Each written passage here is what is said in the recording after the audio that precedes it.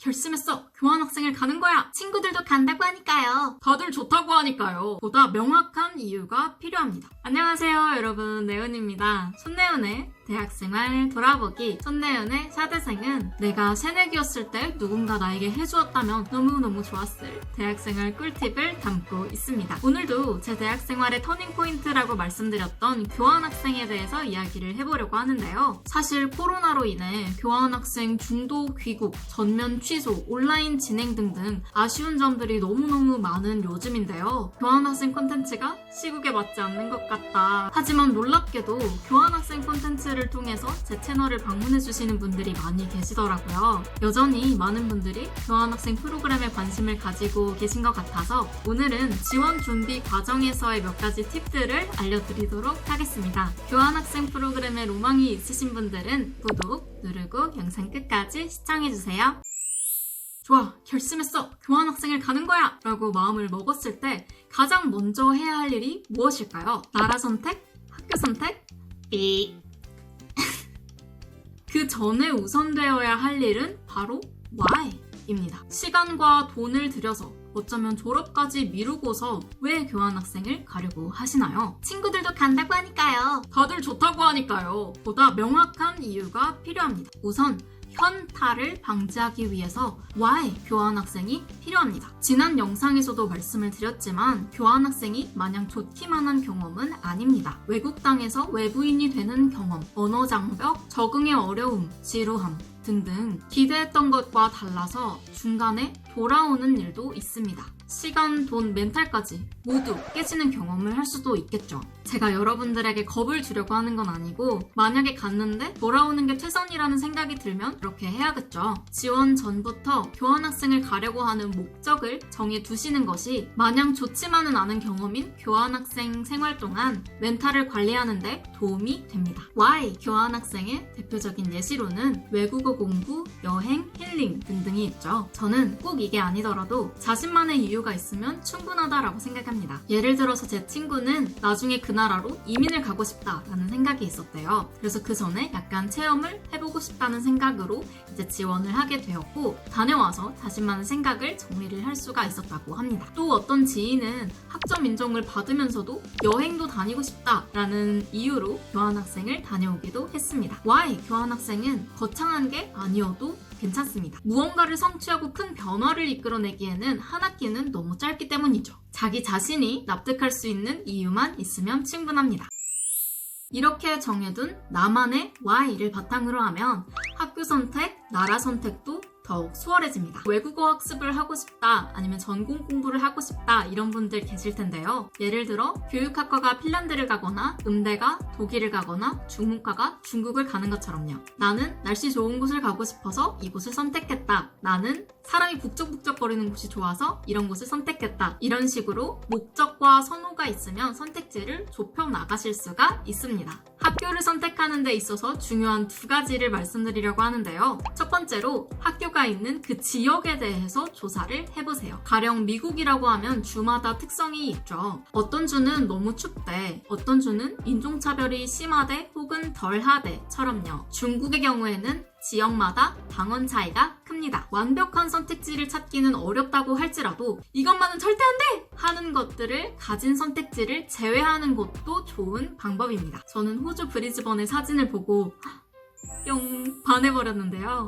큰 도시이면서도 자연도 적절히 어우러져 있고 한국인들도 꽤 있고 이것만은 절대 안 돼! 하는 것들이 많이 없었던 것 같습니다. 두 번째, 학교 자체에 대해 조사해보세요. QS 랭킹 같은 것들도 한번 참고를 해보시면 이 학교의 교육 시스템이 어떻구나 정도는 아실 수 있을 거예요. 내가 듣고 싶어하는 분야의 전공 수업이 얼마나 짱짱한지도 아실 수 있을 겁니다. 저는 교환학생을 가서 전공 수업을 듣는 것이 목적이 아니었고 실제로도 하나도 듣지 않았습니다. 대신 학교 홈페이지에서 교환학생 프로그램 브로셔 파일을 꼼꼼히 살펴보면서 교환학생이어도 참가할 수 있는 프로그램이 얼마나 있는지 그리고 교환학생을 지원하는 동아리, 멘토링 등이 좋아 보이는 곳들을 골랐습니다. 매 학기마다 파견학교 리스트는 바뀔 수가 있지만 저는 지난 학기, 지지난 학기, 등등의 리스트를 쫙 뽑아서 가고 싶은 곳들을 골라서 조사를 했었던 것 같습니다. 하지만 제가 지난번에 호주로 교환학생을 가게 된 이유 영상에서 말씀을 드렸던 것처럼 나라 선택, 학교 선택이 마음대로 되지 않을 수도 있습니다. 하지만 다르게 생각해보면 추가 모집한 상황이라 선택지가 많이 없었기 때문에 선택에는 조금 덜 어려웠던 것 같은 기억이 있습니다.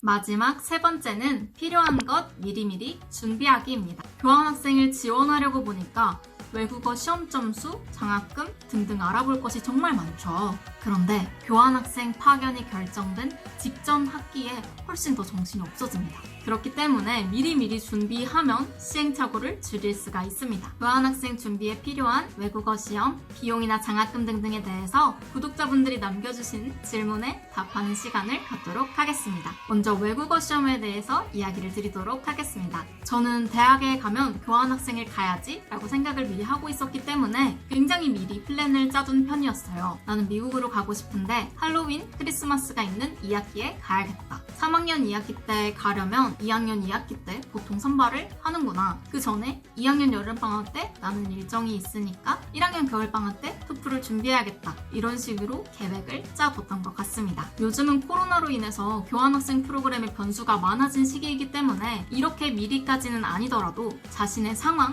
그리고 미래 계획에 맞게 플랜을 미리 정해두시면 좋을 것 같습니다. 토플이랑 IELTS 중에 고민하시는 분들 많으실 것 같은데요. 저 또한 고민을 많이 했었습니다. 제가 토플을 고르게 된 결정적인 이유는 미국에 가고 싶은데 미국 대학들에서 받는 점수가 토플이 많았기 때문이었어요. IELTS가 토플보다 쉽다라고 한 친구도 있었지만 제가 둘 다 봐본 것이 아니라서 어떤 것이 더 쉽다고 말씀드리기는 어려울 것 같고요. IELTS는 영국, 호주, 그리고 미국에도 종종 받는 곳들이 있습니다. 그래서 나라랑 학교를 결정하셨다면 어학 조건을 확인하셔서 외국어 시험 종류 그리고 목표 점수까지 정하시면 되겠습니다. 토플이나 IELTS나 응시료가 너무 비싸기 때문에 될 수 있으면 한 번에 목표 점수를 받는 것이 좋겠죠. 저는 토플 준비를 할 때 문제집을 사서 독학을 했었고요. 목표 점수는 넘기지 못했지만 그래도 갈 수 있는 학교 리스트들이 많이 있어서 다시 보지는 않았던 것 같습니다. 교환학생 한 학기 동안 든 비용에 대해서도 질문 주셨는데요. 찾아보니까 기록이 잘 남아있지가 않았습니다. 교환학생 가시는 분들 돈 관리 꼭 철저하게 하세요. 우선 제가 살았던 사설 기숙사에서 한 학기 동안 300만 원 이상 렌트비가 나갔었고요. 항공권, 비자, 보험 해서 150만 원 정도 들었던 것 같고 호주 물가를 고려했을 때 생활비를 200만 원이라고 넉넉하게 잡고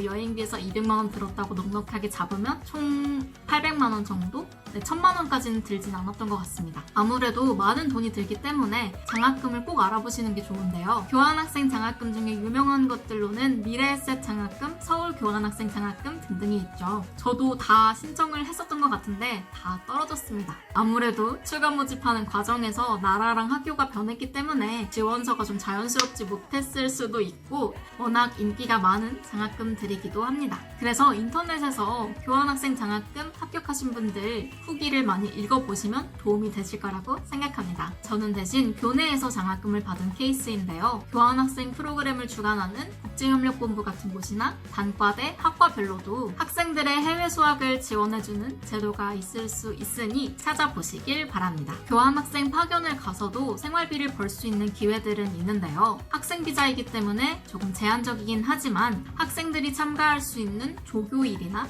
인턴, 알바, 연구 장학 기회들이 있을 겁니다. 저는 학교 프로그램은 아니고 사이트를 통해서 외국인 학생들에게 한국어를 가르쳐주는 과외 같은 것을 했었습니다. 근데 그 사이트에서 수수료를 많이 떼가기도 하고 놀고 공부하기도 바빠서 수업을 많이 못했기 때문에 생각보다 돈을 많이는 받지 못했습니다. 네, 오늘의 정리입니다. 네오님, 교환학생 가기로 결정했는데 뭐부터 하면 좋을까요? 라고 하시는 분들이라면 첫 번째, 교환학생을 가는 나만의 why를 명확하게 하세요. 두 번째, 그 why를 바탕으로 나라를 선택하고 학교를 선택합니다. 마지막으로 외국어 시험, 장학금 등등의 중요한 정보들은 미리미리 알아보고 준비하시면 좋습니다. 교환학생 프로그램 관련 질문을 댓글로 달아주시면 제가 다음에는 Q&A 영상으로 찾아뵙도록 하겠습니다. 오늘도 영상 시청해주셔서 정말 감사하고요. 구독과 좋아요 그리고 알림 설정까지 하셔서 손내용과 함께